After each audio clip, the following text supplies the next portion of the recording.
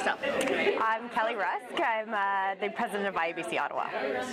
Okay, and you also work where? I work as a senior account executive at Banfield Seguin.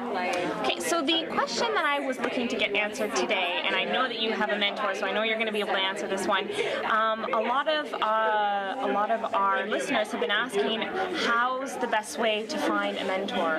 What are the steps to find someone, and how do you keep that mentor for the length of your career? That's a really great question. I don't actually have a mentor. I definitely have probably 3 or 4 people who are like a mentor to me, who I keep in close contact with and this and that, but I've never actually formally asked someone to be my mentor. Yeah. But basically it's relationship building like anything else, and it's very much, I think the mentor-mentee relationship is, you're helping them as much as they're helping you. So again, sort of being available, answering questions, asking questions, just calling them on the phone every once in a while. It's the right way to stay in contact. Okay. Now, one of the things that you talked a lot about in your presentation today was not to give up throughout your job hunting. And one of the things that you said, and I actually tweeted it when you said it, you had sent out hundreds of resumes and didn't hear anything back. And a lot of people who know you now would be surprised that someone would not want to hire you, okay? So just maybe reiterate how not to get discouraged in those times, because it can be very hard when you're a young professional, you get out of graduation and you're just not getting anything. Well, one thing too is I think the younger you are, the more you take personally. So the more you feel like when I sent a resume and no one called me back, it was like you have this picture of someone reading your resume and being like, this is garbage, throwing it out, right? That's like the mental picture you have in your mind. And so I think it's really important to keep in mind that there's a lot more going on than you in the minds of hiring mentors.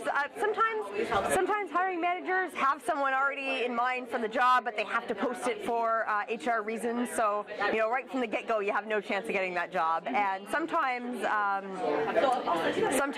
they just have 600 resumes. They might not even get to yours. So the one is just to keep that perspective that it's probably not you. It's probably not that they looked at your resume. I mean, take a critical look at it. Make sure there's no typos or anything that might discourage someone. But definitely persistence is key, because at the end of the day, the job that's the right fit for you will work out. It's just a numbers game to find that place. And you said the right fit, and you mentioned that in your presentation as well, that sometimes you'll interview for a whole bunch of jobs and you may not get it, not because it's not you, but it may not be the right fit. And do you want to give an example of maybe something that happened in your career where you applied for several jobs and it wasn't the right fit? Absolutely. Like the story I told earlier today, when I was a student looking for a job, it was just like I went through 5 interviews and I didn't get any of them, and I was like, really, this is really hurting my self-esteem now.